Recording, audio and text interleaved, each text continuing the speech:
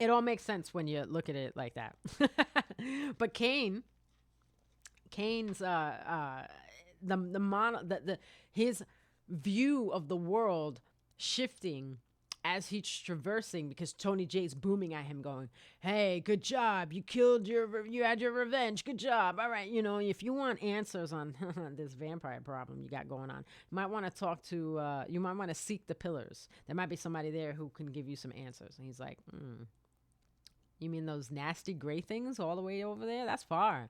"Yeah, but you could turn into a bat and fly over there." "Oh, cool, thanks." Phew, gone. Get to the pillars. Ariel spookily comes out. "Hello. How are you, Kain? How do you know my name?" "Oh, in due time." That shit. That's why I have problems with Ariel, because she could have just said in a roundabout better way. So shit's fucked up. I may or may not know who killed me, but because I'm dead, you're here. Well, what does that mean? She didn't have to tell him about the balance shit. She could have said, well, and let in with that. Like, well, you see, I was killed and not Prapulta was my husband. So he went crazy because he's in charge of the pillar of mind, and everybody else went crazy. And now they're all kind of crazy, doing crazy things with powers. And Kain would have been like, like he does in the game. "What the fuck does that have to do with me?" "Well, funny you should ask. So you're this like big bad ass vampire now. Surely you can just take care of this. But why would I want to do that?" "Well, I'm sure that someone of them can help you out with this whole vampire problem if you don't want to be a vampire." Yeah, I kind of want to get back to my life as being a 30-year-old traveling aristocrat with his own company, and, going to take over the family business one day and do all that stuff like like I'm supposed to do, because I'm a 30-year-old aristocrat, nobleman son. Yeah. Yeah. Yeah. Okay, well, Nupraptor is my husband. I think I mentioned that. He would be your best bet in figuring out which one of them can help you with that. He may know something. Talking to him, however, is probably not going to be the easiest thing, but I can tell you where he's at, and that's how the whole game starts. Basically, just misdirection, sleight of hand, and Kain being the pawn and not wanting to be the pawn. And then he doesn't figure out that's the thing. You're playing the whole game wondering, the whole time I was playing, I was like, why is this my problem? Why am I doing this? Why was I even killed? What the fuck? How did this become my problem? Why am I going through all this? Why am I getting hurt? Why is the rain hurting? Why can't I be out in the snow anymore? Oh my God, blood fountains. Oh, secrets, secrets, secrets. Oh my God, I can't kill you yet. I'll be back for you later, bitch. And then you get to the end of the game. And you realize, after all your fucking effort, after slaying these assholes, I mean, it's not their fault. It's really not Raptor's fault. It's really the person who killed Ariel's fault. But still, like, he went nuts, and then everybody went nuts. You kill everybody. You bring their shit. You make friends with Vorador in the swamp. You realize what being vampire could be for you. And you're like, maybe I won't cure this just yet. But I don't want to be a vampire anymore. Like, he's struggling with that in the whole game. And then you get to the end. Spoiler alert incoming. And you're left with this beautiful, pristine platform with these 8 beautiful, pristine, marble-esque pillars that reach up into the sky. And later on, we see way down into the earth, or Terra, or whatever the fuck planet, way down into the Nosgoth. And there's just this one lonely, it looks like cigar ash gray column. And you're like, okay, so where's that person? I gotta find them, right, to restore. Isn't that you? Didn't you say that was you? That's you, right? So you could go now. I did it. Yes, you did, Kane. You did. And as a prize for your massive undertaking, we present you with 2 rotating cards. You can pick one, and then you've won. You've accomplished your goal. And Kane's like, "What? Wait. My goal was to cure this vampirism shit. That was my goal. What was your goal? Is your goal to leave?" Yes. I will be freed from the pillars in my limbo here, and I will go off into the next adventure. Yeah. Oh, great. Well, sweet. So just point me to the direction of this pillar person I gotta kill to bring their thing back here, and we can wrap this up and call it a life, huh? We've had fun, right? Right? Right? Thanks for all your help, Ariel. By the way, it's been really, I couldn't have found all these things without you. That and that Oracle guy. He was a little wonky, but in the end, we got the job done. Well, funny you should say that, because right. So, yeah. Pillar of balance, right? That's what yeah. So that's how about we go back to these 2 cards real quick. So this card turns Nosgoth into a kind of wastelandy, apocalyptic, landscapey kind of placey. And then this one restores it to its beautiful, pristine, kind of how you left it, you know, but with like restored pillars, not the gray ones that were here. Yeah. And yeah, and lush meadows, and lovely scenery, and yeah, life is good. Life. No vampires, but life is good. Yeah. That one. I think that one would be the one. If it was me, I'd pick that one. And Kane's like, "Wait. I mean, yeah, surely the pristine, but that's what okay. I but so how do we get the nice pristine flowers? Did I hear you say no vampires? Well, yeah, see, so what happened was all the vampires are dead.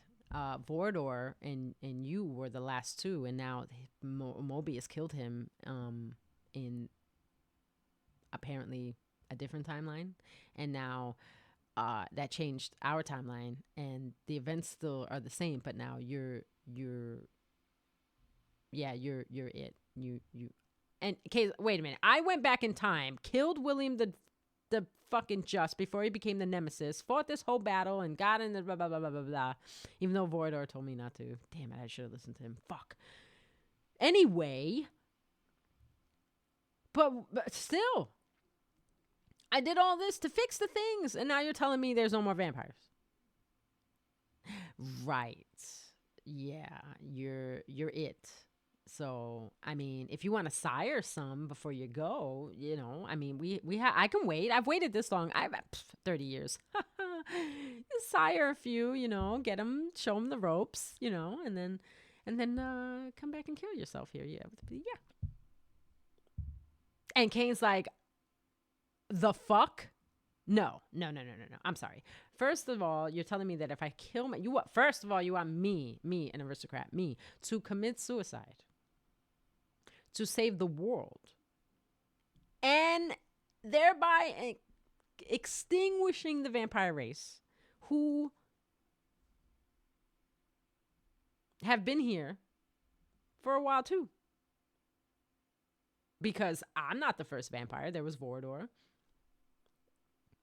And according to him, there were other vampires. I don't know what happened to us, but I can't be responsible for wiping out a whole race. I mean, I'm not that aristocratic. So you are the sire on the balance. Thank you, Ori. I am the scion of balance. I fuck that. I'm gonna be the scion of a new Nosgoth, ladies and gentlemen. Check it out. And you see like a New Vegas like wasteland banner in the background, in like the Republic of New California.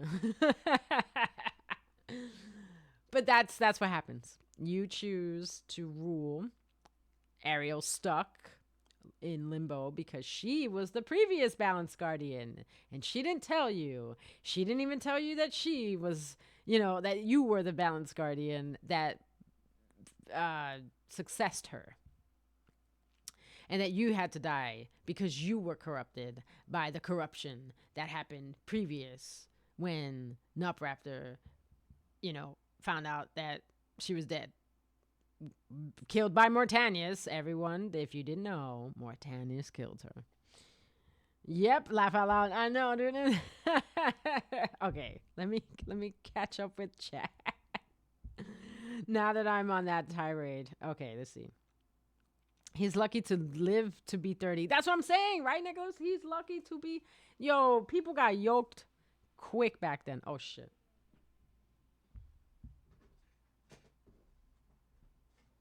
All right, hold on. My this thing. Come on. Good Lord. My battery, my plug, my port, some shit. The port to my phone is like a little wonky, so I didn't realize that the charger came out, and it's like, boop, you have 10% battery left. Like, oh shit. Reading chat.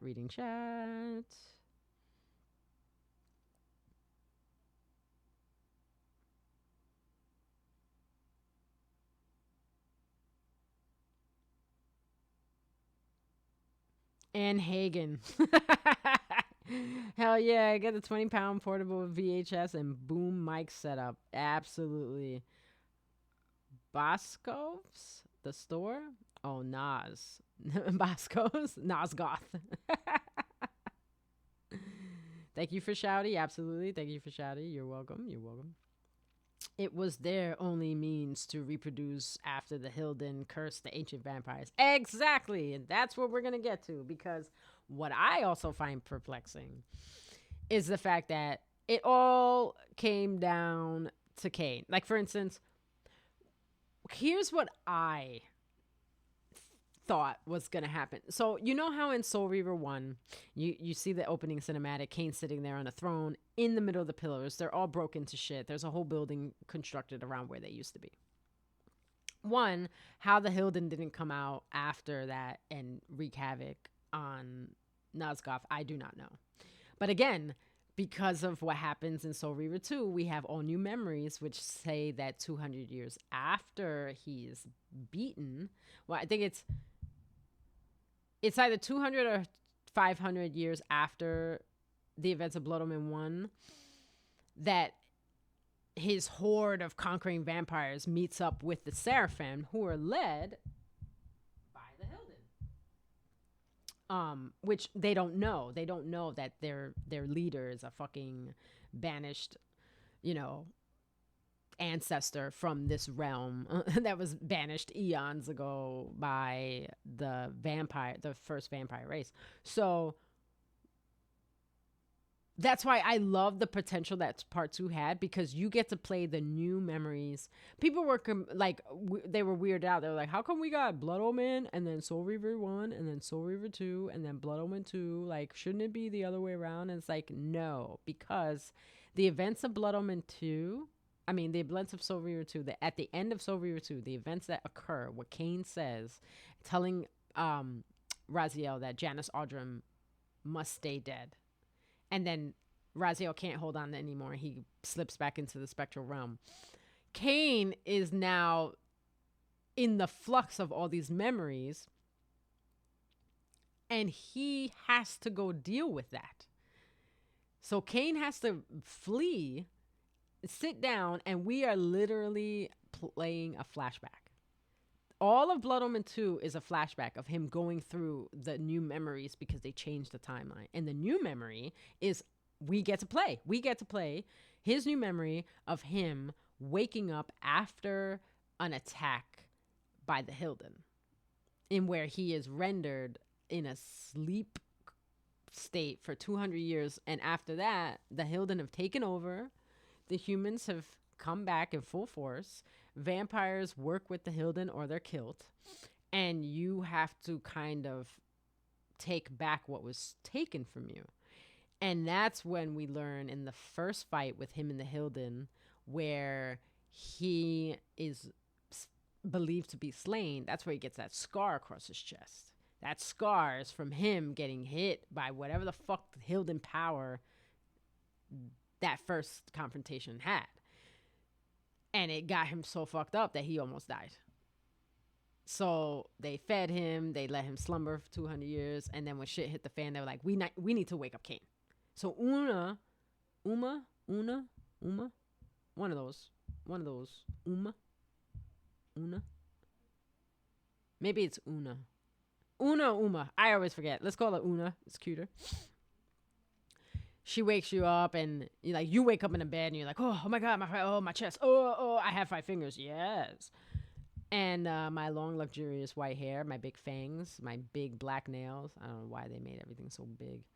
But she wakes you up. She talks to you. She says, okay, you've been sleeping for 200 years. This is what's happened. We need your help. If you want back the la la la la la, we got to take back from the humans and the Hilden and da da da. And then, big surprise in part 2, Vorador's alive. And that has been like the one perplexing thing in the storyline that's still not resolved at all. When I saw Vorador in the game talking, and it's believed that Vorador sired Uma. I'm pretty sure it's mentioned. I think it could just be my headcanon, but I'm like 99% sure that Vorador sired Uno. Because Kain kills her in the best way. Oh my god, he just lets her die because she betrayed him, but she thought that he was going to betray the Cabal, and the Cabal is the group of vampires who are like the resistance fighters, and it's like, Kain is your king. However, Vorador is older than Kain, and Vorador is the one that came to the rescue. But again, how did he get there if Mobius cuts his fucking head off in Blood Omen 1? Nope, nobody. And so the chalk up to that is that because they changed the timeline, Vorador never was killed by Mobius. That's been the unofficial reason why he's in part 2. Because part 2 is a whole different timeline, and somehow Vorador escaped the purge. But we don't have any evidence. We don't have a reason. We don't have a what happened. Kain's surprised to see him. He's surprised to see him in the game. And yet we still don't know. They don't have a powwow and say, so, how'd you kill Malik? And how the fuck did you live? They never have that talk. Because again, if I was from another timeline, I'd have questions. But it's memories. So he doesn't even know that he's in another timeline until he's reflecting on it in the future, which is the present. So yeah, it gets a little complicated. I know. It gets a little wild. Kind of weird, huh? Right? That's what I'm saying. Kind of weird. One of those things is like, it's not like the other. So Blood Omen 2 is a little bit of a, for me, it's like the Dark Souls 2 of the series. It's like, it fits, but it doesn't, kind of thing, storyline, timeline wise. Because again, it's its own thing. It's got a whole bunch of elbow room.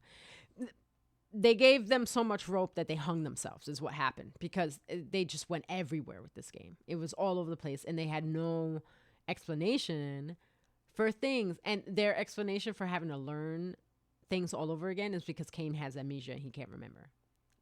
Okay. Because we can't just feed on people and get memories, because that we totally do that in this game.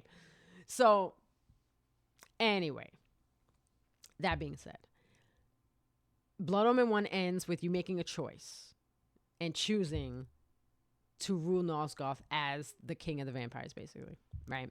Okay. Now, that scene that I was discussing earlier in Soul Reaver, where you're Raziel, you killed Zephyr so you can get back in and climb this wall. Ariel tells you, this is like one of Ariel's redeeming moments because she is like, well, you may find the answers you seek over there, over there, over there, in the over there of the over there. Um, be careful. You might not like what you find. Poof, I'm a ghost. And I'm like, this bitch. So we go scale the climbable wall because then you notice it and you're like, oh my God, there is a scalable wall. I didn't even notice that because I was fighting for my life earlier here. You scale the wall, you glide down, and you land, and then the cinematic occurs. And Raziel, who does the same thing Kain does, starts talking to himself and going, oh, okay, this is the landscape. This area is located here. So it's whatsy. You go down what seems to be like a giant well. And as you come down, it's a circular like structure, like a silo. And you go down, it's a circular room. And in the room are coffins with names. And then one of the alcoves of the coffins that are in the room, there's a statue.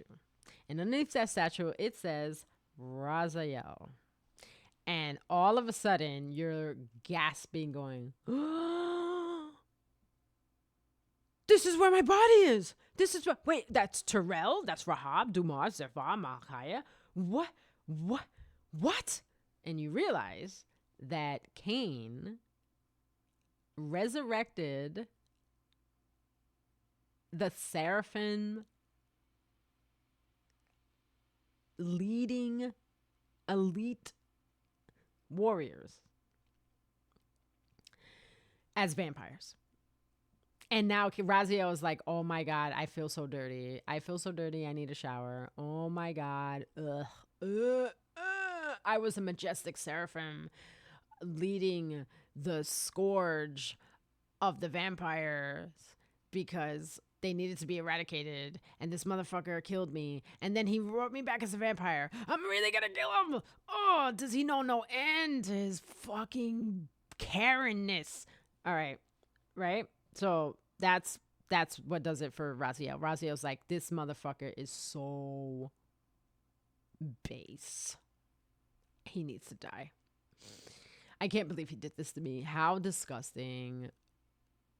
So then, filled with the fuel of this hatred, more hatred, because you're just like discovering shit. You know, Kain's an asshole. You try to kill him, he hurt you. Now you have the Soul Reaver Wraith blade on you, and you're like, okay, I'm gonna kill him next time. He made a big mistake fucking with me. I'm a Wraith, biff. I'm a Wraith.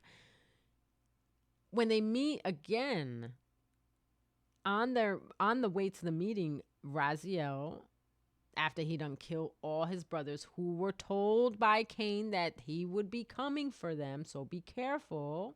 Nope. He kills every single one of them. And then he goes down this hallway. And this is one of my favorite parts of the game because the hallway has these archways. And the archways are like voids into space, right? With stars and shit. And you look through them and it shows you past, present, and future events. And there's like 4 or 6 of them, maybe 5. Somewhere in there. Nice little number. More than 3. Less than 5. Or 6. Anyway, you get to see like different color Reavers. You get to see him kill Ariel. And he was like, what would possess me to kill Ariel? And you're like, I could think of a lot of reasons. But at the time, you don't know because she's been all but helpful. But when you play Blood Omen 1, you realize, oh my God, this bitch. Fucking stop being so cryptic.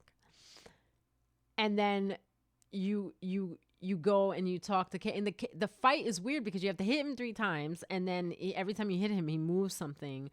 But the whole time you're talking. You guys are having a fucking discussion.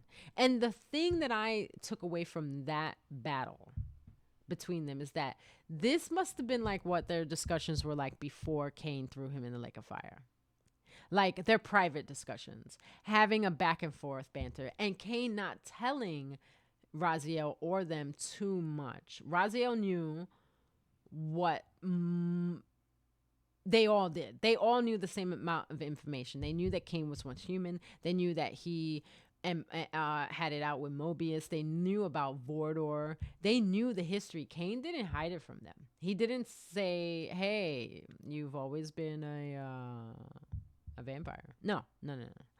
He knew that they would understand that they were human at some point. So he said, "Yep, the Seraphim were evil. They hunted our kind. I wiped them out. You know, all the shit which happened. It's true, but he didn't tell them that they used to be Seraphim warriors. He wrote. He said, you know, he says it in the game. Well, you know, keep your friends close and your enemies closer. There they are. They're right with him. He knows how formidable and what kind of warriors they are, and if they're loyal to him, all the more better. Majestic Seraphim. Exactly, Ori. The majestic Seraphim. So now you have this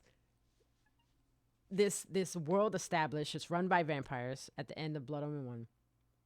In the future in Soul Reaver, you have to go back and confront Kain as Raziel. You hit him. Kain says, "Man, you almost got me." And then he activates the fucking Mobius's time streaming chamber. And you're like, what the fuck? And he goes, "Hey, if you want answers, if you want to know why I did this, if you really, really want to know, you come with me and I'll show you. But I'm not staying here. This world is dead. There's nothing left here for me or you, basically. So you can stay here and probably rule the world, be this world's god, rule the rest of the fucking mutated vampires that are here, or you could come with me and we could try to fix this so that Nosgoth doesn't become this." And Raziel's point of view is like, "You made this happen." And and Kain's trying to explain to him that it wasn't my idea. And I'm going to show you what happened to show you that this was not my idea of the future at all. So when you find out, as Raziel, who Kain used to be, he used to be a 30-something-year-old. He was assassinated. You know, he was the pillar of balance guardian, and he didn't even know it. He didn't even get a chance to fulfill his destiny because it was taken from him. It was taken from him because normally when the pillars choose a balance guardian, there are guardians to come get them so that they can train them to be the next guardian. When one guardian dies, the pillars choose another to take their place. And then the other guardians go get them. It's like Jedi. Only if Jedi knew when a Jedi was born. And a Jedi die and another Jedi is born, kind of thing. So it's not, that's the guideline. It's really cut and dry. There's no mystery to it. It's just, that's what happens. Okay. But why it happens that way is what Kain wants Raziel to understand. He wants, and the thing is that Kain didn't know the whole picture either. They both had pieces of the same image. And by defiance, they have to bring those pieces together. And it's done beautifully. Oh my God, the scene. Oh my God. You know that something, you know they did the right thing. You know they did a good job. You know that they accomplished their goal when you can remember where you were, what day it was, what time it was, how old you were when you beat a video game. Who you were with. Like, that's just, I was by myself. It was a Saturday in the Bronx, 9:18 a.m. I beat Legacy of Gain Defiance back in 2003. And it was a euphoric moment. I had worked my whole shit. Well, I started work at 2, walking dogs. I had to run to my shop.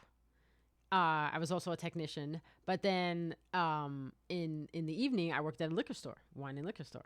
So I hustled my ass off. So I worked my whole shift on Friday night. Got my chauffeur. Yes, I had a chauffeur. His name was Oscar. Fantastic, hilarious Colombian man. And I got driven home with my partner at the time. She went to sleep. And I was like, okay, I'm going to watch my Adult Swim recast, the replay. And then I'm gonna dive into my fucking Defiance. I watched my Adult Swim, my little 45-minute hour block. Played with my cat. Got really stoned. Laughed my ass off. And then I said, all right, we're doing this. I played this game for 2 weeks straight. I got it the first day it came out. Got the guide. I still have the guide. Still have the game. I have all the guides to all the games. I have all the games. And all the guides to all the games. And I have originals. Because I love this fucking series. I'm obsessed with it. I have my mouse pad right here is a Legacy of Kain Defiance mouse pad. I will take a picture and show you guys. I bought this like when I was working from home after Bismarck had his surgery and one of us had to stay home. I opted to quit my job, get another one, and work logistics from home while he convalesced. So I said, well, I'm going to need a new mouse pad. So I got my Legacy of Kain Defiance mouse pad. But, so, I plugged away. I plugged away at that game from like 2:30 to 9:15. I was determined to beat that game. I could feel it. I was at the end, and then, oh man, God, going through the whole battle with Janice, having to do that a few times, then getting down to Ariel, imbuing the blade with the Spirit Reaver, having her go into it, and then fucking seeing oh my God, the fucking cinematics in Defiance are the best. The banter, the storyline, the banter, the dialogue, the back and forth, the execution. It is so well done. It is so rich. And then the scene, just sitting there watching, it's like a movie. You're watching it all play out and you're like, oh my God. And Raziel's like, Kane's talking with Mobius and he's like, all right, that's it. Boom, boom, bow. Listen, kills him. He goes into he's like, it's okay. You can kill me. It's fine. My lord, I was prematurely dispatched by Kain, but if you would permit me to return, I will deal with him swiftly. And Raziel's like, I don't think so. Stabs him. See what your God is. And Mobius finally sees what he's been worshiping this entire time, has a fucking meltdown, and then it's absorbed and sucked into the Wheel of Fate by the Elder God, Tony J. Thank you and good night. And I'm like, oh my God. And then you have to fight, and you come back in Mobius's body as Raziel, and you're like, blood in my mouth. Kain. You don't want to stay dead? Really? You really like this? Do you like my sword inside you? And he turns into Raziel. He's like, Raziel, oh my God, I'm so sorry. Listen, dude, I'm so sorry. He's like, no. Leave it in me. It's okay. And then it's this whole scene where he's like, I am not your enemy. I understand now. I get now why this had to be this way. I was always meant to go into the sword. I'm always going to be your right hand. I belong in the sword. It is my soul. Because in Soul Reaver 2, when you kill yourself and start there are 3 major paradoxes time-wise in the series. The second one is when you slay yourself as a human. So Raziel as a Soul Reaver kills himself as a human, and you figure out that he is the wraithful spirit within the Soul Reaver blade the entire time, and he's basically going back home. This is his origin story. This is how the blade becomes the Soul Reaver. It wasn't the Soul Reaver until this happened. The blade is Janice's sword. He's the 10th guardian. He has the sword told to him by the Elder God, Tony J. Forge the sword. It's the Soul Reaver, right? And it will protect the pillars of Nazagoth. That's all he has to go by. And that's not even like what he said. It's basically he's instructed to make the Soul Reaver. But he doesn't make it. Vorador makes it. Vorador is the first scion of the vampires. Janus's first person, the first human to be given the dark gift, as it's called, of vampirism, is by Janus to Vorador. You find that out in Defiance because Vorador is a blacksmith, and Janus tells him you have to construct the Soul Reaver blade. It's to protect the pillars, but he doesn't quite understand, and he's doing this based off a prophecy. He's not doing it's for the champion who will defeat the Hilden. Period. That's all he understands. That's all he knows. That's why Janus goes, perhaps I misread the prophecy, because the Hilden had their own prophecy, and one is brandishing a fire sword and the other one is brandishing a Soul Reaver, and we don't know what is it. And the fire sword kind of looks like the Wraith sword. So just the whole idea, like two sides of the same coin, two beings that lived on this realm, and the differences between them were one believed they were the vampires before they were actually vampires. They were the blue angel wing skin race. Like, that's what they were.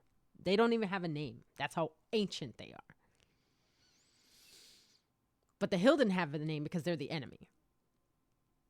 And the only reason what we can tell, based on the murals and what we have to go on in Soul Reaver 2, when Raziel goes deep underneath Nosgoth and he finds all these ancient temples that have been like buried underground, the the ancient vampires served Tony J. They were servants of the Elder God, and they believed in the Wheel of Fate, and that the Elder God was the source of birth, death, and rebirth, like the Erd Tree, right? And it must be sustained. So when you die, your soul goes there into the Wheel of Fate, and then it's reborn into somebody else. Perfect standard shit. Well, the Hilden didn't believe that. They didn't care about that shit. They didn't. They were like, no. We believe in whatever we believe in. Maybe they believed in the demons. Maybe they believed in the realm that they were banished to. Then they prayed to those demons as gods. But we don't know. It's never discussed what they're, and it's not important. But happy speculation and theory building, and headcanon versus world canon. You kind of have to figure out like, well, what was so bad, and what I always thought was that the Hilden weren't digestible to the Elder God, so they were outside of its ability to gain substance and manipulate that form of life. But because the war happens because of the Elder God. The ancient vampires, I don't think they had a problem with the Hilden until their god was like, well, we can't have that. Get rid of them. And they went on a holy crusade, told to them by their high priests, interpreted, because the priests were talking directly to their god. There was no separation. There was no scripture. It wasn't like that. It was, hey, I'm going to talk to you. God says that these people are bad. Go smite them on my behalf. So say I. Okay, done. And that's all it took. And they just fought. They fought and fought and fought until they came up with a way to banish them to another realm of existence. Like, literally, science meets alchemy. It's basically a wormhole to another dimension. That's why I loved Blood Omen 2 had so much promise, because it was all this steampunkery, and it was like, okay, Altered energy meets, bolts and cranks and gears. But it just, one day I'll play it again. I'll beat it. Just not today. But uh having having this plan to erect the pillars of Nosgoth, have this power structure, filter in my godly Tony J power to put something up that would keep a whole entire race of people out and banish just that specific one. That takes a lot of chutzpah. That's a lot. You have to, this thing, whatever it is, the Elder God, whatever Tony J's tentacle ass was or is, because it doesn't die, it's there. It's some sort of outer god cosmic being, again, Elden Ring. It doesn't die, it just hides until it can do something, after it licks its wounds, because Kain hurts the shit out of him, cuts off several tentacles, really fucks him up, blinds him. Like, he's fucked up. He has to read all this bullshit game he was playing. Done. And the Elder God's idea is to get Mobius to and Mortanius to manipulate the thing just to gain. See, this is the part of the whole story has different. Who's focused on what? The Elder God wants to keep the Hilden out. He influences the humans, the human guardians, which is Mobius. Okay, but Mobius doesn't understand why the vampires are important. The vampires are the original guardians of the pillars. They're the ones that are actually strong enough to keep it from being corrupted. Because look at how simple it was to corrupt the pillars with just Ariel being slain and Nosgoth being in such grief that he can't deal with it. Hold on one second. Where the hell am I?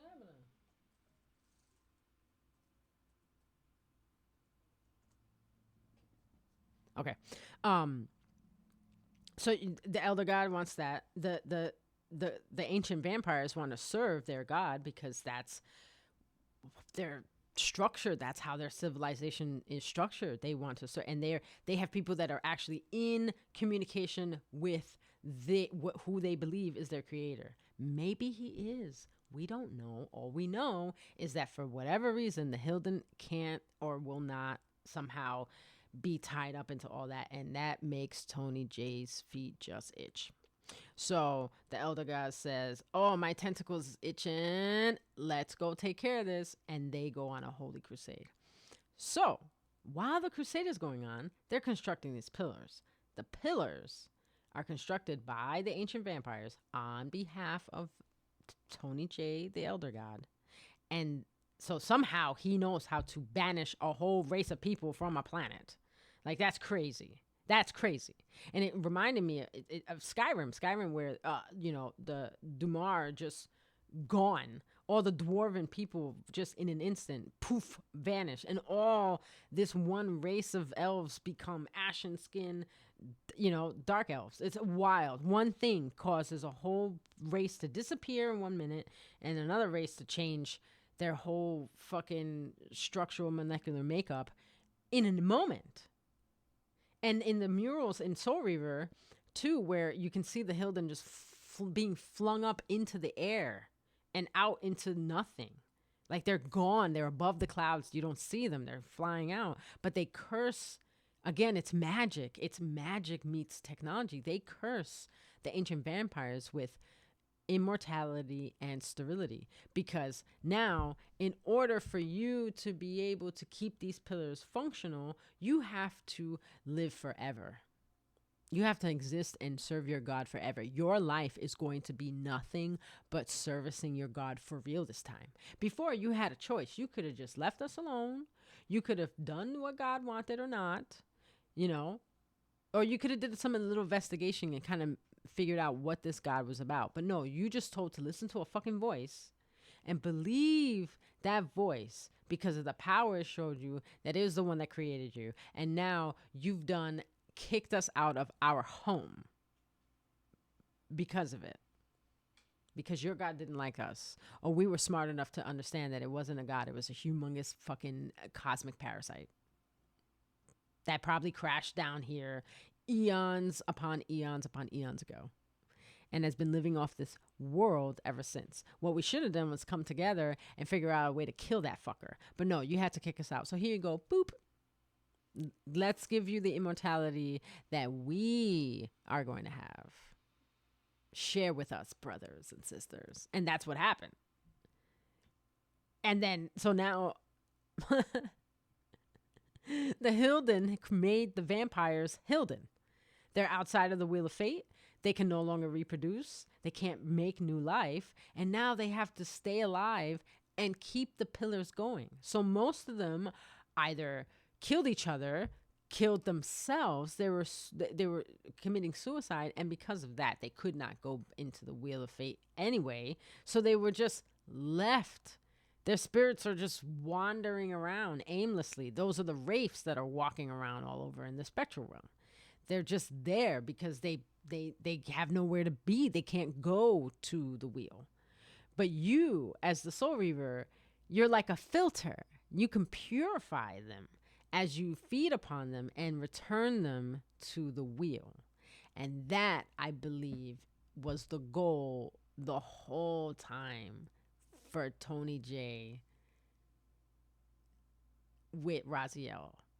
He really thought that Raziel could kill Kain, bring Kain's connection to the pillar, the balance guardian, back into the wheel, and then usher in new guardians. The whole part was to get the last piece back into the wheel. And the only way to do that was to have a wraith that could purify Kain, that was strong enough to go do that. And that was Raziel. But Kain knows this. He knows it because of his research. He knows that something else is going on. He's not sure what. And he knows there's an elder god. There's someone pulling the strings because they're the ones that told him to go to the pillars of Nosgoth in the very first game. So he's been doing nothing but research and research and research and trying to figure out and manipulations and putting his lieutenants, his Seraphan undead vampire fucking, squad, his posse, his gang, his boys on different things in the world, but leaving his closer, more intelligent lieutenants with a little more insight to help him, even, especially when he's having his monologue. He's talking things out. That's why they know so much about him. They don't know what he discovers from the time traveling, but they know he has a chamber in which he peers through. That's why they all think he's a god. They know he has the technology and the means to do these things. And everyone, all the other vampires think he's a god. They don't think he's just, they don't even know that he was a human once. Like, they just think he's God. That's it. That's it. He's God. He knows things. He knows everything. He does everything. He sees everything. And he does, because he can look and spend days upon days in the upper fort at the time streaming chamber, just looking and looking and looking, leaving Raziel and Terrell and Dumas and Rahab in charge of running the show, basically, while he's gone. Which is why when he comes back, he has his council meetings and his discussions. They all gather around in the Citadel and they discuss what is the next step in evolution. And when you see the transformations occur, Kain is usually the one that goes through the transformation first, like it's said in the intro for Soul Reaver 1, and then Raziel, and then Terrell, and down the line they follow suit, until it gets to Malkaya, because he's the runt of the litter, which is why he's the first one you fight. But when Raziel manifests his wings, Kain's like, oh, here we go. Something new has occurred. Something new. I haven't seen this. This was not seen. He hasn't seen this. You see the surprise in his face. His lips don't move. He makes a scowl, but he's his eyes focus and they squint and he looks and he's like, knew something. Like that's the knew something face he has, you know. Oh my god. Yeah, Blood Omen 2 is mad. I know, dude. It had a lot of potential. That's the one I would love them to redo. More than Blood Omen 1. I love Blood Omen 1. I can't wait to play it. I almost bought it, but I was like, I already have it. I just gotta get my setup ready to go hook up the converter to the monitor here, and like I gotta do that stuff. So I was like, I'm not gonna buy it. It's $10, but I have it twice. You know, like I've paid my due. I bought the fucking guide for $50 because I had to hunt it down. So I paid my debt to Nosgoth. They have my money. But just the sheer, you know, the scope, the scale, the iceberg of meaning behind the actions of the characters in this series is phenomenal. It is truly, truly phenomenal, especially when you have the juxtaposition of Raziel and Kain. It is unique. It's a unique time traveling vampires, you know, and then you have Raziel, who's like this creature caught between, you know, and he's like, I'm trying to be righteous, but like I don't even know how to be because all the information I have is lies or misdirection. When he finally gets the truth and he sees what it is that's going on, like I love when Raziel gets to see in part 2. That's one of the things I love about part 2. Because part 1, you know, we're in the Chloroplast chamber. Kain says, "You almost got me. Come follow me if you want answers." And then Raziel hears the Elder God's voice once Kain goes through. If you go, I can't help you. I won't be able to help you if you go back there. And Raziel goes, fuck it, and jumps through. And then he meets Mobius, of all the people.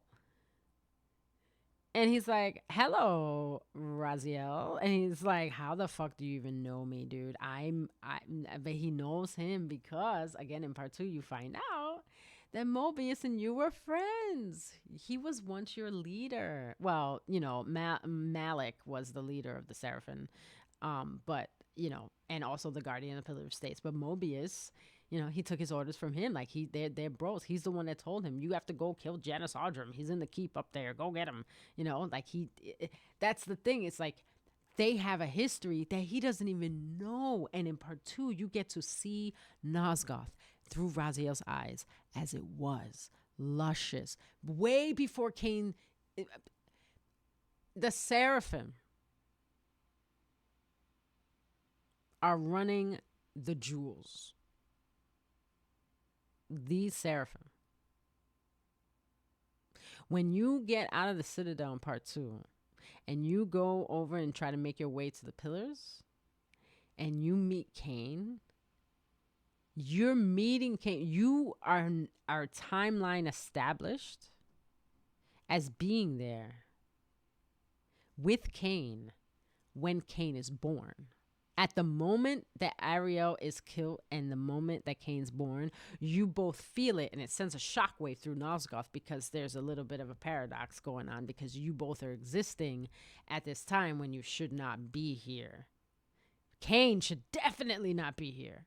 But you're way temporarily out of place because you're actually here now, but you're not.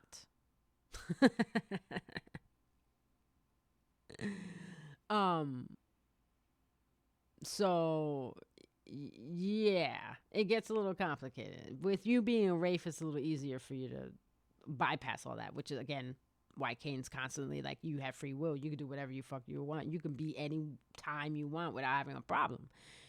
Kain understands what paradoxes are. He's been jumping in and out of time, seeing the limits that he has, and then he has Raziel, who, God, he wishes he was just a little more willing that he could talk to him and say, listen, this is what I need you to do. Help me be an agent. Be my time lord. Be my time lord. Be my doctor. Help me jump here and there and see this because I can't. It won't let me. I can't bypass this. You know, it'll cause a paradox. I'll be shifted back. I'll be kicked out. Da-da-da. Welcome, time spent soul. Welcome to your destiny. Exactly, or exactly.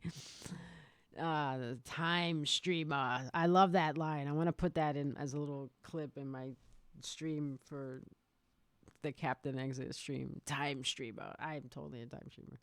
Um, but yeah, and then you're left with this meeting with Raziel knowing about Mobius, but knowing only what he knows. He knows about Mobius. Mobius realizes, you are the one that he chose to be his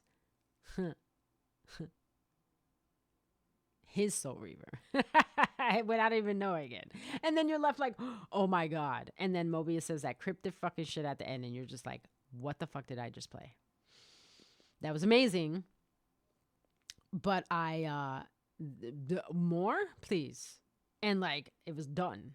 Like, that was the end of the credits came on. That's my new follower screen. That's awesome. I love it. That's awesome, Ori. I love that. So your new follower screen. So good, so good. And then you're in part 2. You're just like, wow, look at Nosgoth. This is what Kain grew up in. This is gorgeous. This is so beautiful. And you're like, wow, I could just stay here forever. You know, I don't need to do anything. But this is all gonna go to hell, and I know what happens to this place if I don't do something. I have to do something because this place. Oh my God! So you're caught between like, I could just hop into a corpse and just live my best on life for a few before anything happens. But you know what's happening. You know where you are now. You know what you're in Nosgoth when Kain's a baby and some foul shit happens and the pillars turn from white to gray. You're there the moment the pillars turn from white to gray, the moment Kain pops out of his mom's cooch, and the moment Mortanius kills Ariel. You're there for all that stuff. You're there for that moment.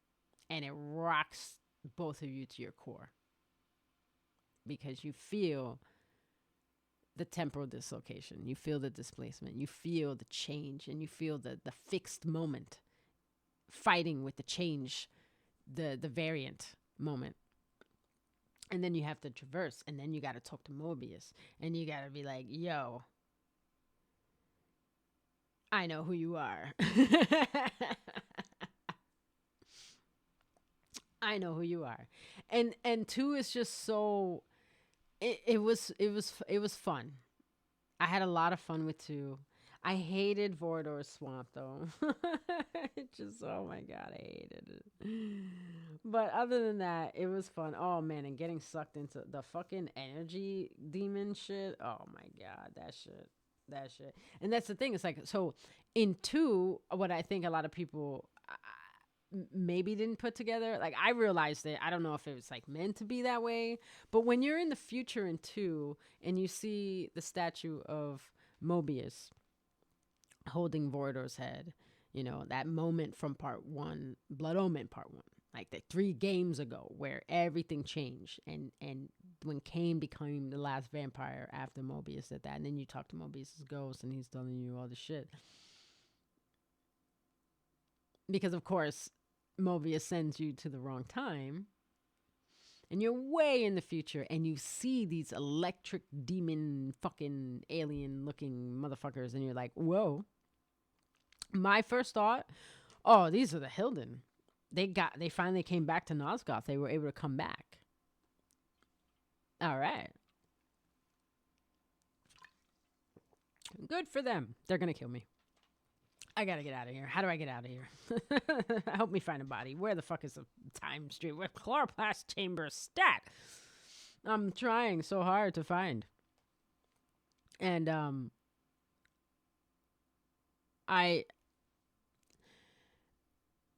I remember running around in the dark, being fucking like freaked out. I'm gonna die. These guys are gonna kill me. Oh my God, this is so hard. What the fuck? Oh my God, I wish I could fight better. Oh, God damn it. Lock on, go. And then like you get to your proper time, the time where you need to be. Because again, when you have this scene in part 2, and I know I didn't touch about it because I mentioned it's the second paradox. The first paradox I talked about with the meeting of you guys, but when you go infiltrate the Seraphim stronghold as Raziel, because we're still talking about Soul Reaver 2, you don't get to play both characters until Defiance. And you meet Mobius and you want answers. And Mobius realizes that his staff doesn't work on you. You're not a vampire. You don't have that, whatever it is that the vampires carry with them. And however, you have no, how did Mobius get this serpentine scepter? What power does he have over the vampiric heart? You don't get those answers either. And again, it's not really important. What's important is that he realizes that his powers are not going to work on you. You totally have free will. You do not get to manipulate this person in your standard way. You're going to have to use cunning. And he does. Mobius uses cunning. Because right there and then there, if Raziel had killed Mobius, nothing else would have happened. None of the shit. The way that Blood Omen 1 went down would have been totally different because the Oracle would not have been there. Or Tony Shea, aka the Elder God, would have just brought him back at a different place and time.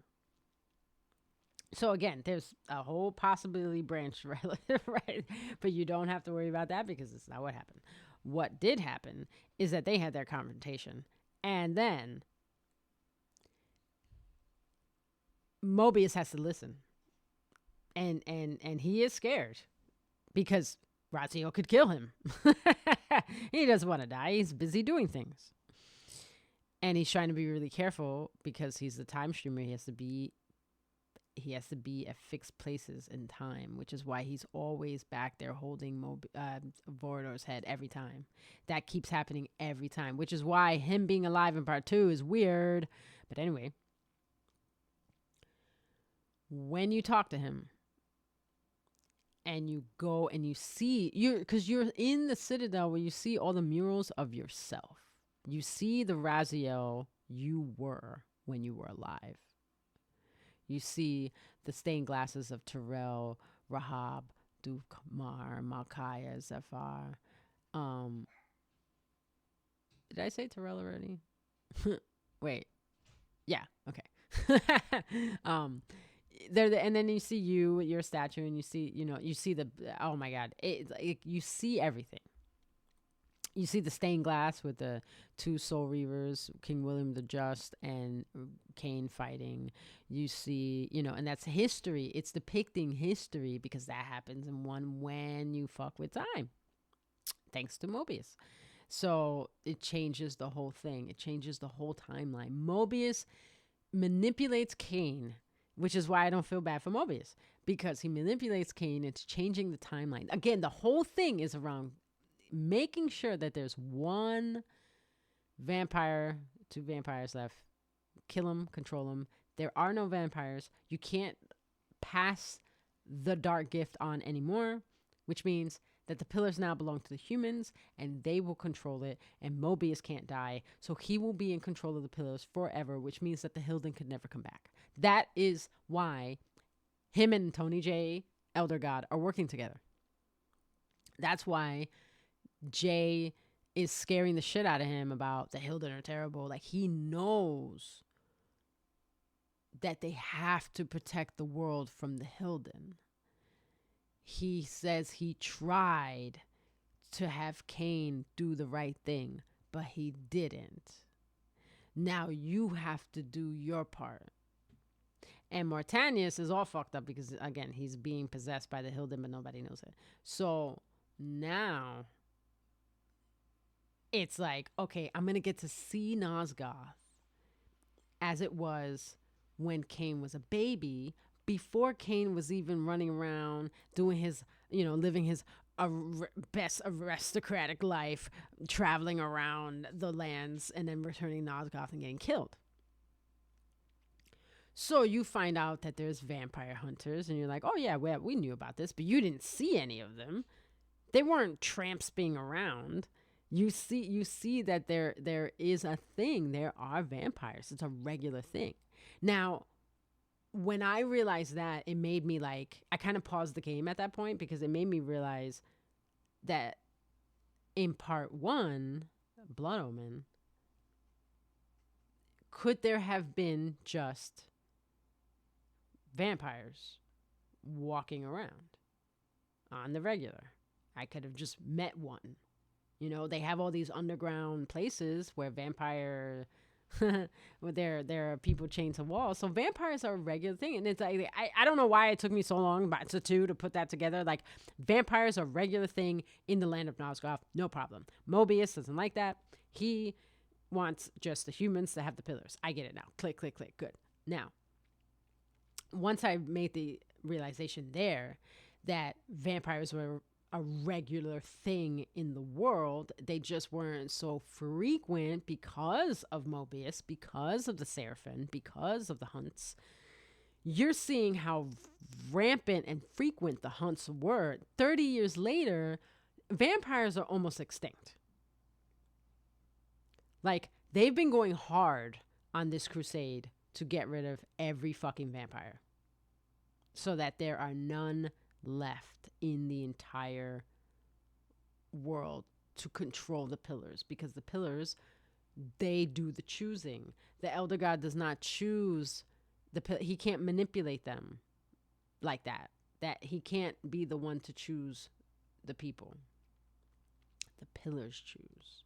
That's the vampire's magic in them. That's their alchemy. That's their eldritch shit. The elder god can't fuck with that. So instead, he has to manipulate around it.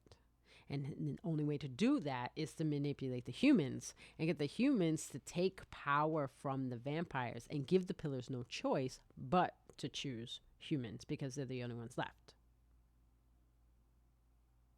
And because there's no vampires, because again, the Vorador is not the one choosing the next guardians. The pillars are not Vorador, sorry, Janice Aldrum didn't choose Vorador. If I said it like that earlier, I apologize. The pillars chose Vorador. Janice came with his crew, flew around, picked up the chosen ones, absconded with them back to their home, and at this point they weren't all children. They were like, Vorador's like a young man when he's taken, because the murals, you can see it. Now, you don't see them as babies in the mural either. That comes later when the pillars have like a regular flow of establishment where one dies, another is chosen. They're basically notified and they go grab them and bring them to the pillars. The vampires are dying out.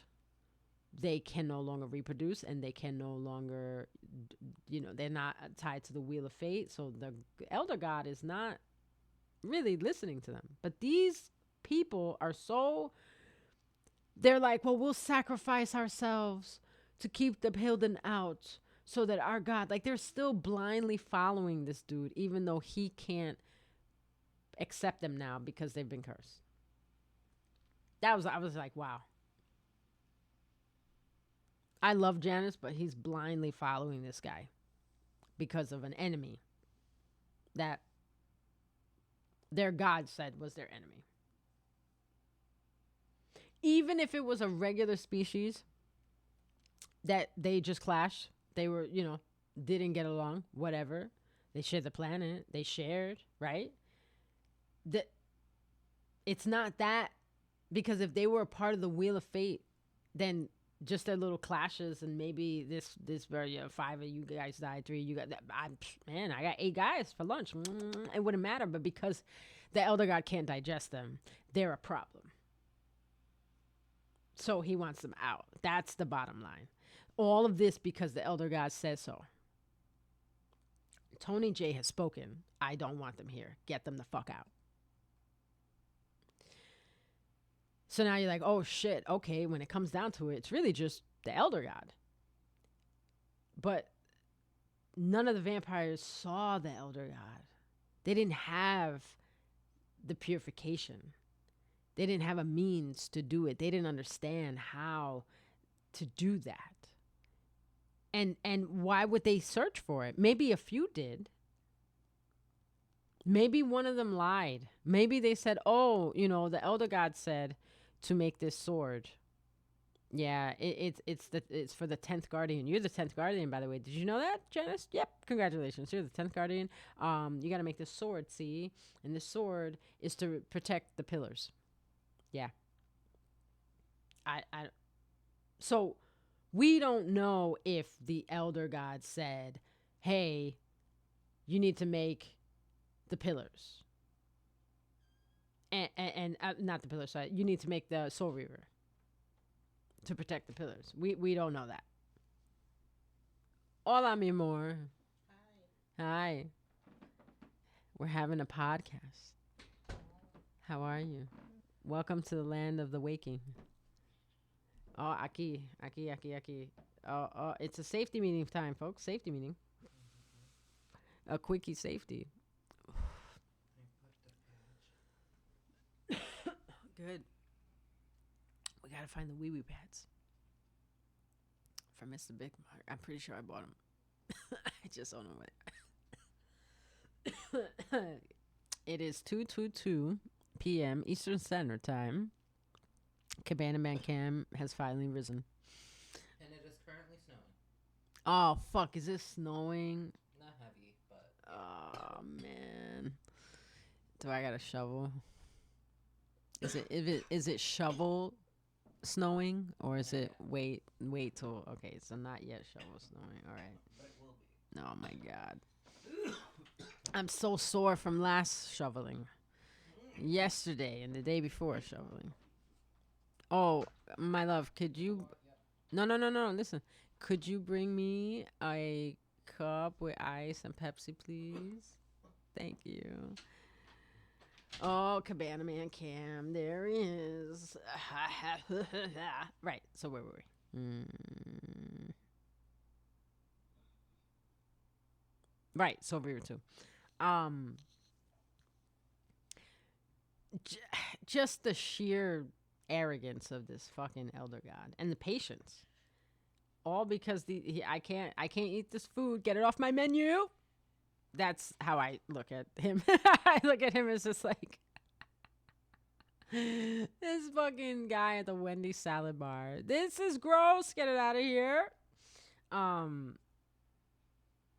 But now he can't eat his other meal. So they took the gross stuff and they kept that out. But you lost the good stuff too. You don't have that either. So it's like, oh, okay. Now what do I do? Thank you, my love. So I got to get that shit back. How do I get that back?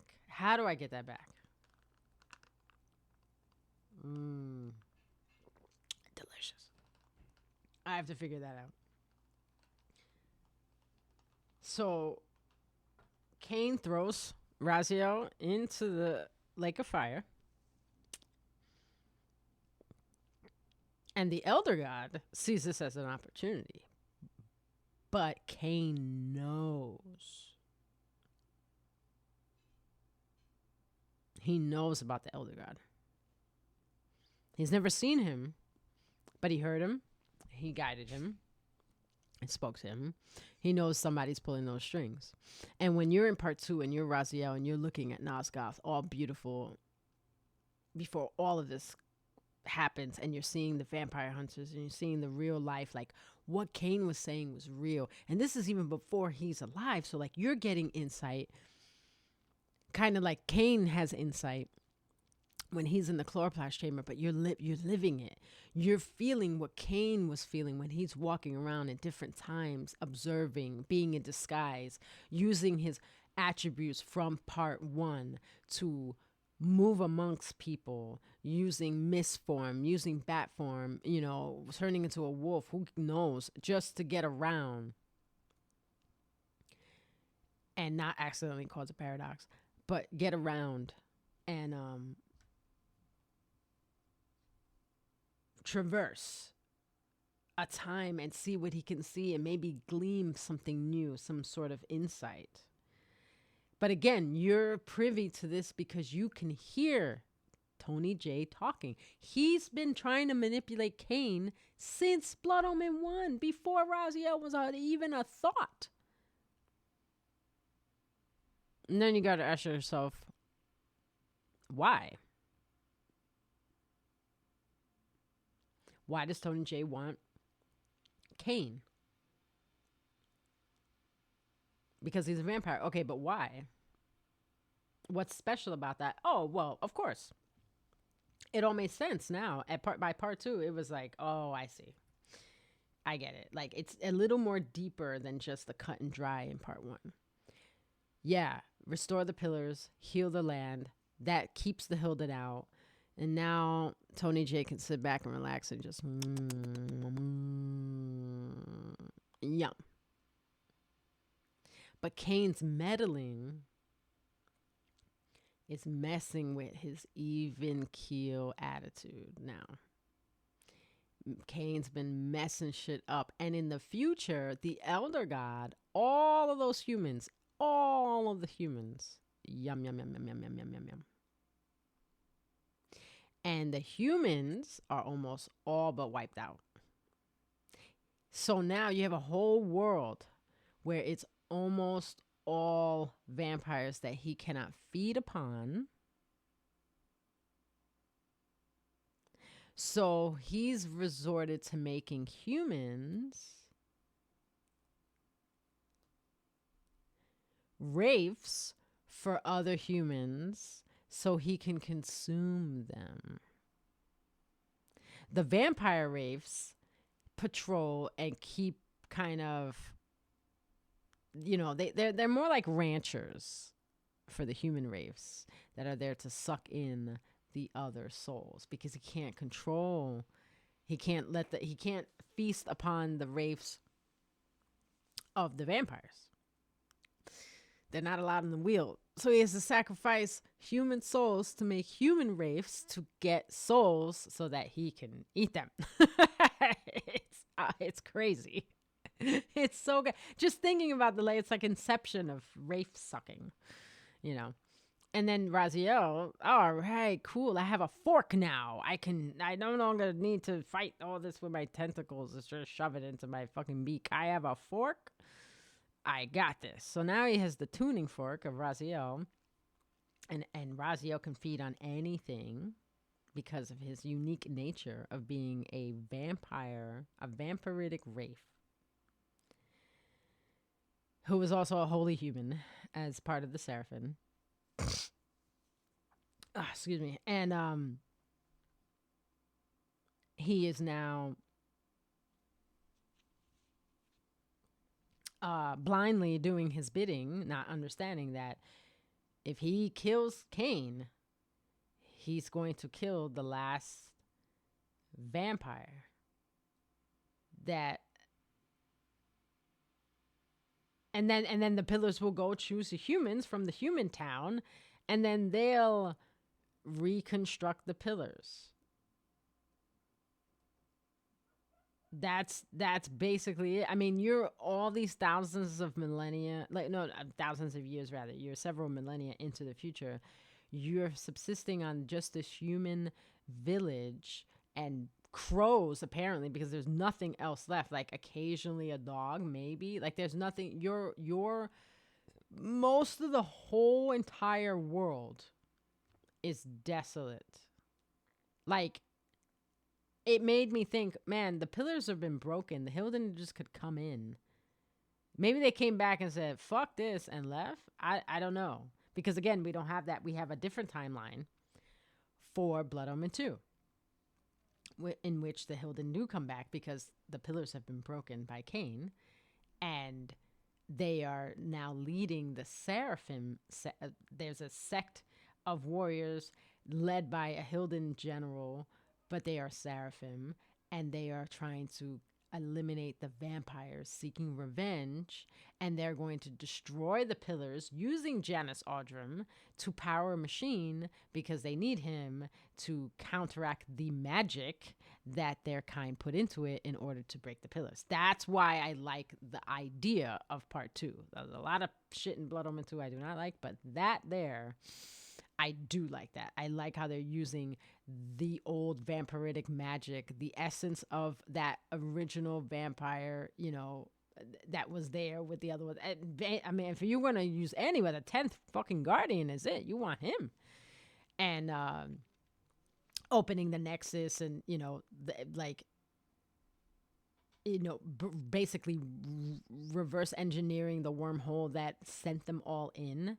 That's why in Defiance, oh my God, in Defiance, when you get to be in the realm where the Hilden have been in all that time as Kain, and it's so much distortion. It's hard for I've heard people complain about it. They're like, it's so hard to play. I get it all, especially certain people, if you have vertigo or you suffer from epilepsy, like it's very, even motion sickness, it's very it's tricky. It's like drunk walking. It's hard. And you have to fight in that. And they made it that jaunting because they want you to understand how horrible this punishment was. All because they didn't fit into the menu of this cosmic being's appetite. Like that, they got banished to another realm of existence. And it's called the demon realm. Like it's like, for them, it's like that's demon realm. For them, maybe for the vampiric angels, absolutely. Wherever they sent them, that was their. Like I don't even know if the elder god has any influence there at all, or like if they're privy to it. They're just out, and the elder god can give two shits about it. But it blew me away that like this thing is going to that level of like that extreme banishment. Like, no, you could have just put him on an island. Like just you had to fucking banish them to another realm of existence. That I just I don't get it. I like, why is it so bad that they're there? Like, what? I don't understand. What? You have everything else to eat. You have a whole sentient race of gorgeous blue people to feast upon. Why would you have them risk them? Well, again, war, right? You have them go to war so you can have a buffet. That's why you do it. You do it because you put them on this crusade where you're like, well, I maybe the elder god had the munchies. And Tony G is like, you know what I could really go for? Some of these blue people that worship me. Eating the worship. Oh, it just tastes so great.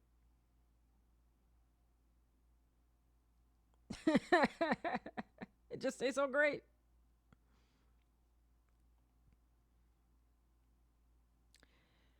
Trying to get this thing to work here. Why is it like I need a new case cover for my phone. That's what it boils down to.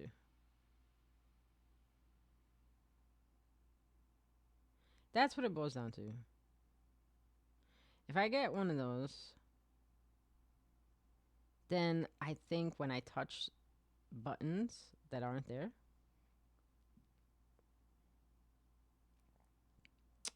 I think then they'll work. Because I've been clicking on this fucking thing. Boop.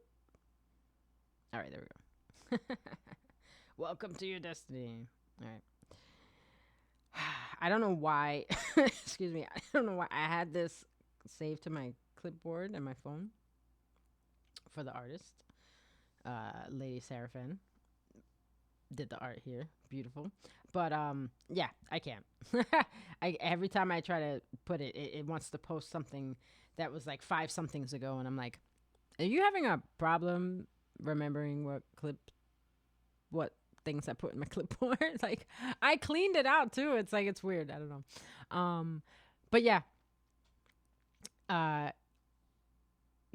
that point for me, I was just like, wow, this guy is really on some other shit. Okay, fuck the Elder God. I love you, Tony J, but you're playing a dick. And then you go about your business is Raziel in the world of Nosgoth, and you're running around looking at how beautiful it was, going, how could Kain be so selfish? How could he not want to return this? You're not understanding that, to its pristine. You're not understanding what would compel him to, like, does he really think that he's that important? Like, you as Raziel's character, but maybe you yourself personally, you're like, man, how the hell could he not sacrifice himself? Like, he literally just said, no, fuck you, world, right?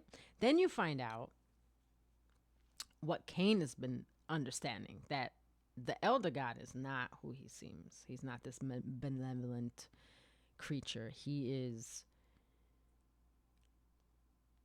a parasite. That's what Raziel understands him to be. He comes to understand him to be a parasite that is feeding off of the life essence of everything on the planet. So now it's getting into fucking Cthulhu, Lovecraftian mythos, and you're like, holy shit, this just rabbit hole just keeps going way down, lower and lower and lower, and deeper and deeper and deeper. And you're starting to understand why Kain said no. When you find out that the vampires were the original guardians of the pillars, and how Kain was betrayed and tricked by Ariel and betrayed by everyone around him, including the Elder God, you realize that you also have been betrayed and manipulated by the Elder God this whole time. You could have accidentally killed Kain at any time. And like accidentally, because like you were trying to do it on purpose and you just got lucky, and then that would have been it. So now you're like reassessing your situation. When you go and talk to Kain again, and you're in the room with the Soul Reaver that's broken, and it's fucking it's not broken. Sorry, it's in the past. It's the Soul Reaver that was broken on your back. But it's intact now, and you grab it, you're stuck to it now. You're like, oh my God, I can't let go. And it's like, it's fuming around, it's shaking, it's moving on its own. It's fucking vengeful and rageful and ravenous, and it wants to feed, and you can't control it. And at this point, you're like, oh my God, what have I done? I just lost control. Why is this happening? What is with the Soul Reaver? I held this no problem before. Look at me. I was running around with this shit, no problem, But you weren't, You've been running around with the essence of the Reaver. Why is holding on to it such a problem? And then Kain shows up, and you whip around, and you're holding it, and it's trying to lunge at him, and you're trying to fight it. Like, wait, I have questions. Now I'm ready to talk, and I can't because I'm distracted by this fucking sword. What's going on? And Kain's like, okay, so remember that paradox shit I told you about? Okay, so here we are. This is what a paradox feels like. Just take it in. Just breathe. It's okay. We're going to get through this. And Raziel's freaking out. He's like, I don't understand why this thing wants to kill you so badly. He's like, well, it's funny. But we don't have time for that right now. We have to get through this in order for you to stay on your free willy path. And I can go and keep lurking in the shadows until I'm needed. And he's like, what are you talking about? Raziel was like freaking out. He's like, right now, this is Kain. Right now, at this very moment, you kill me. And Raziel's like, what? I haven't even been here. He goes, right, but hear me out. Right now, time is trying to correct itself. You didn't kill me when you were supposed to, according to the stream. So it's saying that now it's a good time. You can do it and there won't be any problems. It'll be fine. The timeline will be fine. Everything will be fine. So it's up to you. You can either kill me now and submit or regain and or retain rather your free will and fight this and see what happens. And you're like, oh my God, what is happening right now? What is happening? What am I watching? What am I playing? What is this game? This has gotten way beyond what it was in part one. Oh my God, I can't. And then you realize, man, since part one, the foundation for this has been in the groundwork. Tony J being in part one, the voice, disembodied voice of the elder god. It's there. It's all there. It's all there. You're walking around all this shit the whole time. There's one thing in part one that I love because Amy Hemming came back full circle, especially with what happened, you know, with all the development issues with part one, with like just having overscope, and having to try to meet a deadline and having to cut so much content out, having to come back and bring your original idea full circle in a way that's different from how you intended, but it works so. But that's how you know you're a good writer. It works so well. It works so well. The fact that something from all the way in part one comes back in full force and connects the dots in such a good way that you can't help but understand what's going on. Like, it's in your face. Like, she doesn't pull any punches with this. There's no stops. She's like, okay, I'm going to give you guys, you've been waiting this long. Here's it. Here's this, you know, here's this part of the story, you know, about the content, you know, about, you know, all this stuff. Here's to you. Really, I think it felt like a fan service for us, but it was meant to be, and it's part of the story. So in part one, as you're Kain, young fledgling vampire, traversing Nosgoth and making connections and trying to really just stay out of trouble, you come across this glyph icon, and Kain starts talking about hearing about this cult of Ashakik, worshippers of Ashakik, this some sort of god, and it's like your first inclination that something else is going on. And at first I'm like, is that the elder god's name? Is that what he's influencing others? Obviously he can't just be Kain telling Kain to go to the pillars, buddy, you know, like he's doing shit, right? Maybe that's it. So that's what I thought. You get to Defiance and you find out, one, that Mortanius killed Ariel being possessed by the Hilden. You find out, because again, in part one, you know this because Mortanius shows up at the pillars, kills that other fucking guardian of the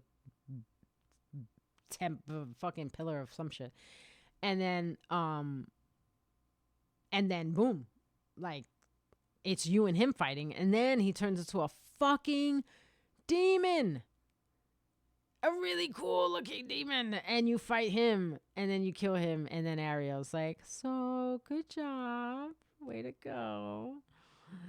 And you're like, why is this pillar still gray? Where's the last guy so I can slay them? And you're like, you boop. Yeah, that wasn't fun.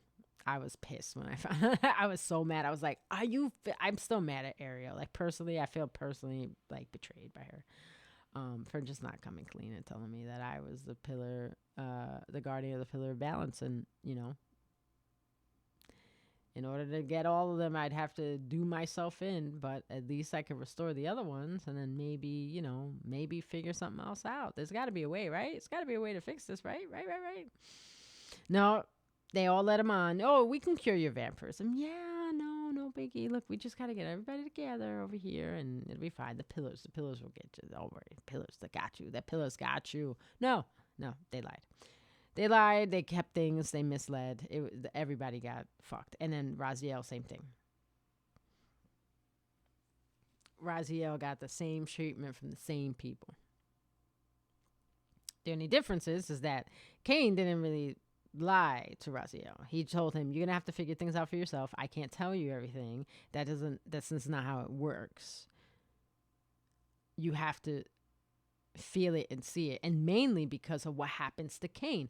It all makes sense. You know, people are like, "Oh, that's bullshit. He should have." No, he can't tell him the same thing. And this is why you find out what he says to him in part 1 at the Pillars when they go through that whole fucking experience of him being born and Ariel being killed. He tells him, "You have to discover these things for yourself." It's because of that. It's because of that moment. And when they're back at the Citadel, when Raziel goes back to the right time and he wants to find Kain, and he wants to see Nosgoth the way it was when the Seraphim were running around. Well, he gets there. He gets there and he meets all his brothers as humans, and he kills all his brothers as humans. And now we know why Malik wasn't there when his other pillar guardians were being slain. He was dealing with Raziel and making sure that he couldn't get back this way. And because again, think about it. And that's another thing that's always stuck with me. And I don't know if Kain was there or just there. If he knew well, I can't change this because this would be I feel like if Kain just killed Mobius then everything would have been different. But, I don't know. He's there. He's definitely in the room, or he appears in the room. I'm not sure. He's definitely there after we kill ourselves, aka put my sword through myself's chest that's fighting me. He comes out of nowhere. He's like, "Oh my God, Raziel." And he's trying to save him, and he pulls the fucking Soul Reaver out of his chest. And Raziel's like, "Oh my God, you saved me." Still not sure why. Ow. We know where they are in the timeline. We know that at the end of Soul Reaver 2, we are at the very first cutscene we get from Blood Omen 1 in the beginning, in the intro scene. I can't remember if Ariel was slain before or after. I always forget. This is why it's misleading. Oh, she was killed, and then Vordor comes and kills everybody else, and so it must have been him. Or if it's that's first, and then you see her get killed. I forget. But we are in the Citadel when Vordor attacks. We know that we are in that opening cinematic where Vordor, and in the flashback, because Vordor shows us that same flashback. If you want to get technical, he shows us the extended version of the same flashback when he attacks the Citadel after Janus is taken. Well, not Janus's body. Vordor has Janus's body. We find out in Defiance, but his heart is stolen. Raziel rips Janus's heart out of his chest. He's told to do this. He's sent, once they figure out where Janus is, Mobius and Mortanius send them there to go kill Janus, but in a very specific way. They need his heart. Well, Mortanius says. Rip his heart out. It's still beating. They're told, "It's still beating. It's still going to be beating. Don't worry about it. It's fine. Just put it in a box. Let's go." They bring it back to the Citadel and then give it to Mortanius. So now Janus's body is done, but it's not aged. It didn't age a day. It just stopped. It stopped everything. Even molecular breakdown stopped. Everything stopped. So it preserves him. And now Mortanius has a heart of darkness, which is what they call it. And the Seraphim are back at the Citadel. And then they get attacked by Vordor. So Vordor is running around killing guardians, and the Seraphim are trying to make their way to him. Meanwhile, Mobius commands Malik to bar their way even though he should be protecting the Guardians. And he's like, never mind that. We'll deal with that, Mobius. Meanwhile, he doesn't. He lets it happen. He knows it's going to happen. It needs to happen so they can pick the new Guardians. So it's all a setup. They set up Malik as well. He was set up from the beginning. I knew this, but I was like, I would like to see more about Malik. I like his character. He was blamed for his vanity. Meanwhile, he wasn't. He was commanded to. We had another intruder. It doesn't matter. This was your punishment. You failed us. Now we have to have the pillars pick new people. And we're fighting with the vampires. And I don't even know if Malik or any of the other Saraphan understood why. I feel like they didn't. I feel like they didn't understand why they were killing the vampires, why they were the scourge of mankind. I think they were just told, yeah, they're bad, they're evil, they're vampires. Of course they're bad. Look at them, they're bad. Kill them. And not understanding like Mobius and Mortanius and some of the others were in on taking control from the vampires. If they kill them all, then the power will go to them and they'll control it. And they will do what's best for Nosgoth and its people. That it's all about power for them. It's all about power. But Mobius knows it's deeper than that. He knows about the Elder God. He knows there is a force. There is something. The others might not even know, because it seems like the Elder God only talks to Mobius. But Mortanius, the necromancer, is being influenced by the Hilden when the pillars are harmed because Vordor kills the Guardians. They're able to infiltrate and get into him. And that's when it starts. It doesn't show you, right? Because you see the pillars get corrupted when Ariel is slain. But when the first Guardian batch get the 6 of them, when Vordor infiltrates and kills those 6, it happens then too. They are corrupted. They have to go now get the new Guardians and set them up and raise them and train them and it's still the cycle, and they're all human. So now they have the control that they seek. They have their control. The monkey wrench is when Mortanius, possessed by the Hilden, kills Ariel. It sends a whole fucking spiral into it. Because now Mobius is back at square one. He has a problem because all of the members, including him and Mortanius, everyone is hit with this mental psychic shockwave of grief, pain, emotion, blah, blah, blah. So now this hinders Mortanius and lets the Hilden infiltrate him even more. Now he starts acting on his behalf. Now remember, what did I say before? In Blood Omen 1, Ashagik, they are worshiping him. This is Kain in his timeline when he's 30. When Kain was born, Ariel was slain. Terrell says in Defiance, he was summoned back to the past. He was summoned.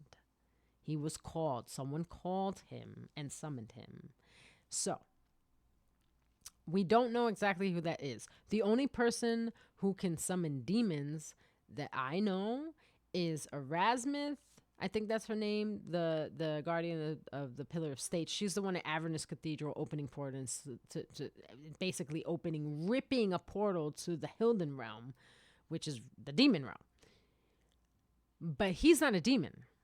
So I think he was either summoned by Mortanius with the help of Mobius because they needed someone, or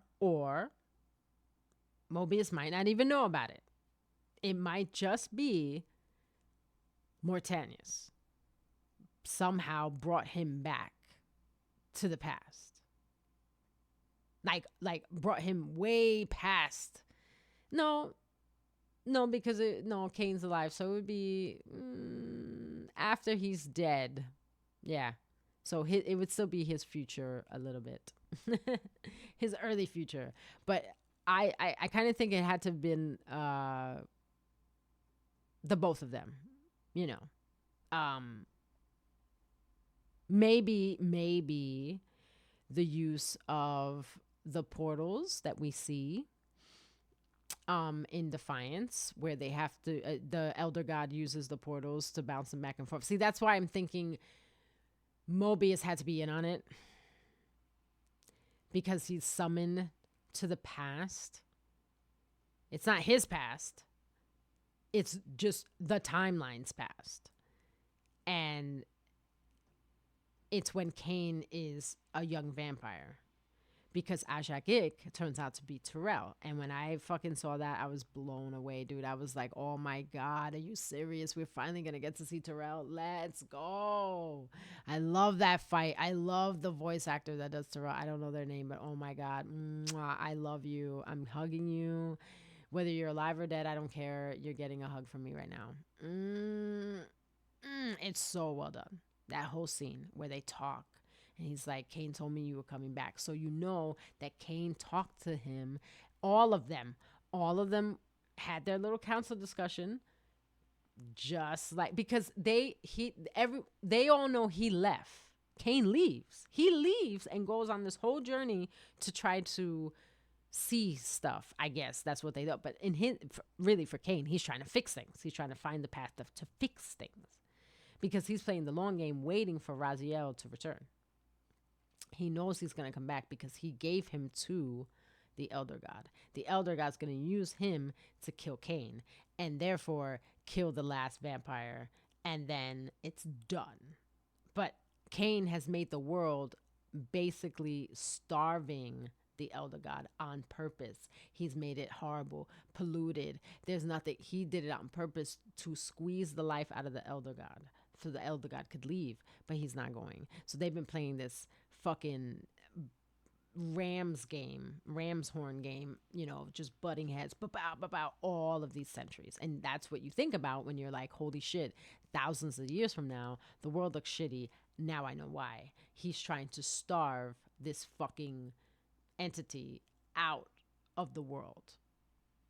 And knowing that this entity is still ever trying to kill him, because he's not just any vampire. That's the difference with Kain, is that he's not just any vampire.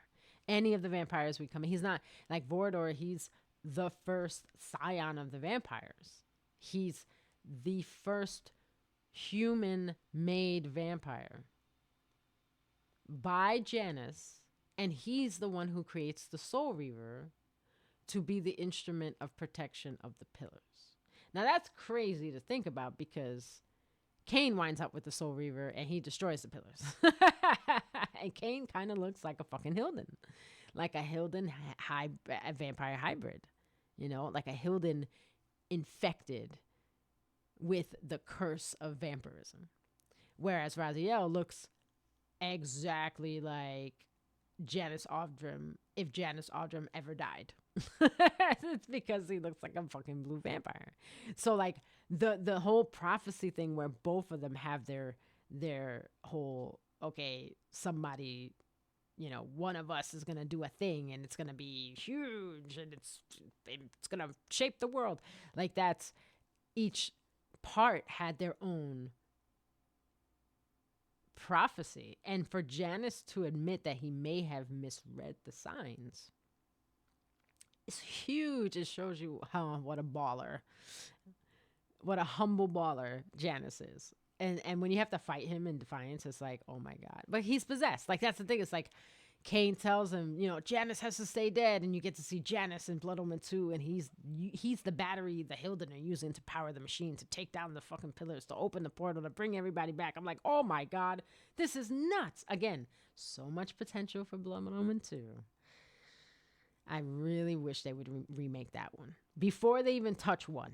Leave 1 for last. Remake 1. If you want to remake 1, make that last, because 1 is fun just like it is. Yeah, sometimes the combat's a little wonky, but it's fun just like it is. It's a good time. Blood Omen 1 is a fucking good time. Hello, Nimbrock. I'm so hungover. Oh, dude, I woke up 15 minutes before this podcast was supposed to start, so I hear you, buddy. I hear you. Let me get the shout outs in. I'm going to take a breath because I've been going hard, because I love this franchise. And say hello. Happy Saturday. we've been going hard. We're almost through the series. 3 hours, 49 minutes. We started a little bumpy. We had a false start. The stream went and it stopped. I was like, oh, what happened? And then I realized, oh, right. And I started again. I had to stop because I didn't change the title. I was like, oh my God, I'm terrible. Um, but yeah, I had a great sleep. Was playing Galaxy Champions TV. Hashtag not sponsored all night last night. You're welcome, buddy. Yeah, I just woke up a few ago. Yeah, so did Cabana Man Cam. He was in here. I let him sleep. I was like, well, I'll be podcasting, so I don't have to worry about him. Had breakfast and everything, man. It was good. Um, but yeah, so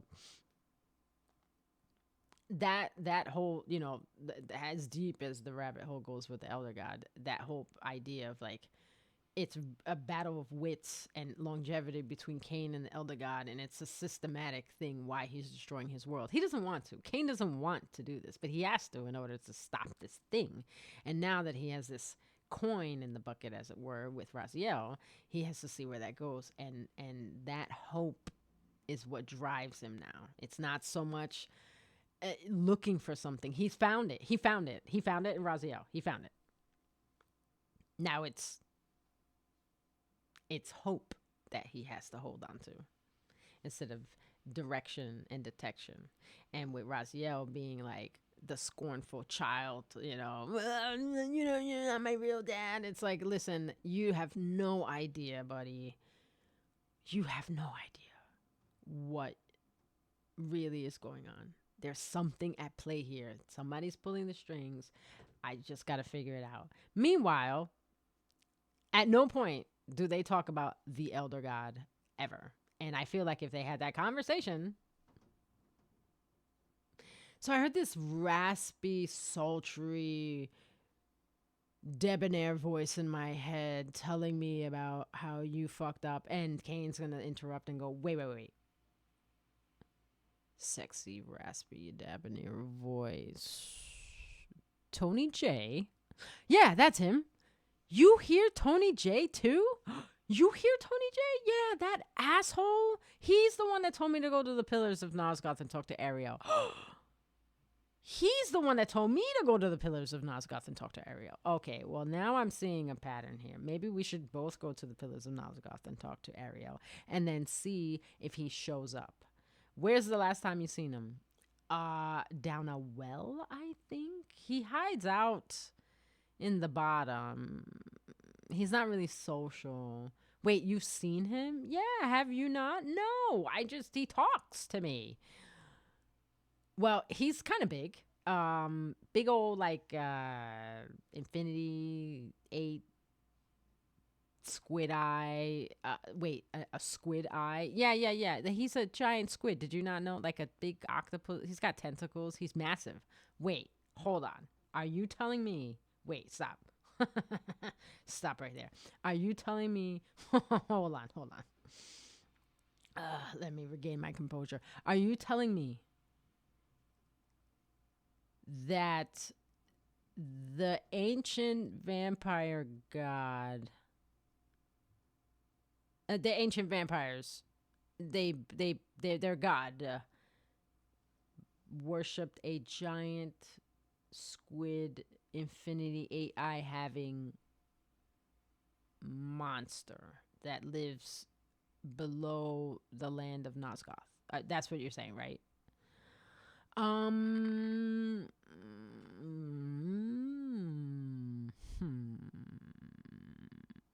Yes.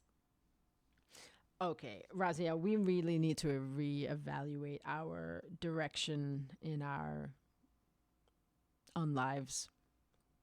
I think we've been going about this the entire wrong way now that I know that their god is a big, giant, underground dwelling octopus squid thing.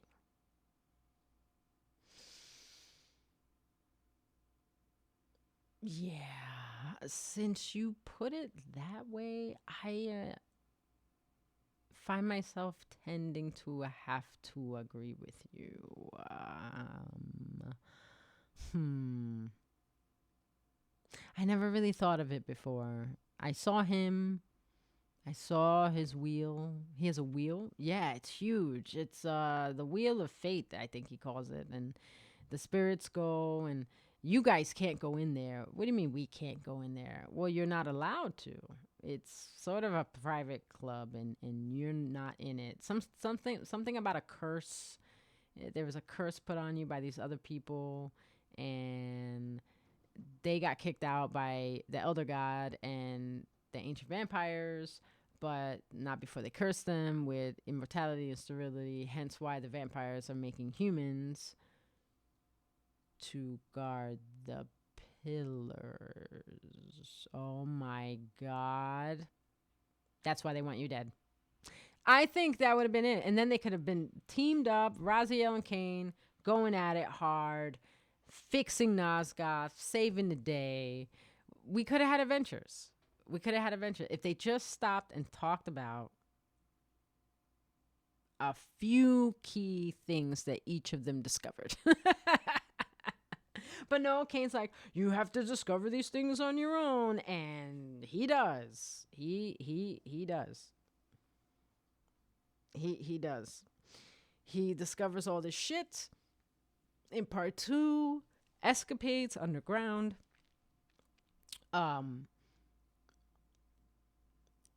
And when Raziel meets up with Kain again, not Kain, sorry, Mobius again, he's got a lot more knowledge. He knows about the Hilden. He knows what Mobius knows, or at least what Mobius thinks he knows. He knows he's lived through it. Mobius has been jumping back in and out of his lives.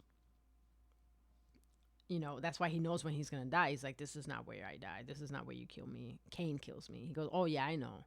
Some 200 years from now, he cuts your head off. Yeah. We all know. We all been there. Yeah. You know, it's like, yeah, whatever. So, with that,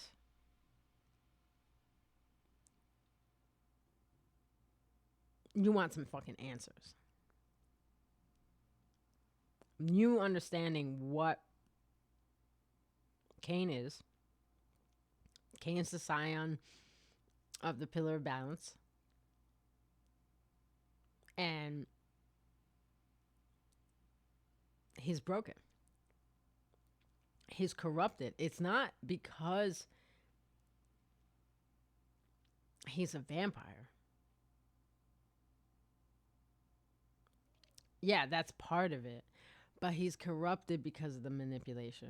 He's corrupted because his whole shit took a whole different path because of the strings that were pulled. Because all the way back, killing Ariel and making a new Balance Guardian that they could manipulate. They knew who he was. He was assassinated. They put a hit out on him to make him a vampire with Janice's heart. That way they can kill two birds with one stone and destroy him, take over the pillars, and knock it all out. Restructure the pillars because now they have all these insane guardians. So they need the vampire to kill all of them for them, then kill then kill the vampire, and then restore the pillars. That's the name of the game.